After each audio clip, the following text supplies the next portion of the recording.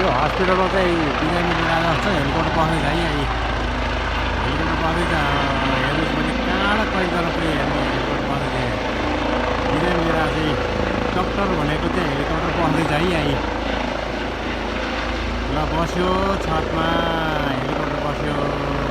है यहाँ यो हस्पिटल चाहिँ बिरामी लिएर आएको छ एकदम इन्जियर भएको बिरामी त्यही भएर हेलिकप्टरले छतमा राखिरहेको छ यो हेर्नुहोस् यहाँ है यो हस्पिटलमा बिरामी लिएर आयो हस्पिटलमा हेलिकप्टरले हेर्नुहोस् यहाँ हेर्नुहोस् है डक्टर भनेर लेखेको छ हस्पिटल के भन्छ हेलिकप्टरमा अब झऱ्यो पाइलट झऱ्यो अब बिरामी निकाल्छ है ल हेर्नुहोस् यस्तो सुविधा छ के बाहिर होइन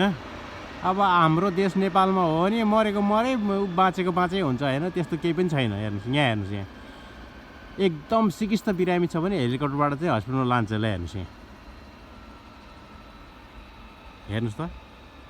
यस्तो सुविधा नेपालमा कहिले हुने हो कि अब त हुन्छ कि अब बालेन सर आउनु भएको छ रवि दाई आउनु भएको छ होइन अब त हुन्छ कि भन्ने आशा लिउँ है त अब त केही न केही हुन्छ क्या होइन रवि दाईलाई त्यो गाली गर्ने मान्छेको पनि केही न केही हुन्छ दिपक होइन त्यसरी भन्नुभएको छ अन्तिम इच्छा के भन्नुभएको छ त्यसरी होला नि त अब अन्तिम इच्छा सोधेर होइन पक्कै पनि हुन्छ अब झार्दैछन् बिरामीलाई है ल यस्तै अवस्था नेपालमा पनि होस् भन्ने कामनाका साथ बिदा हुन चाहन्छु धन्यवाद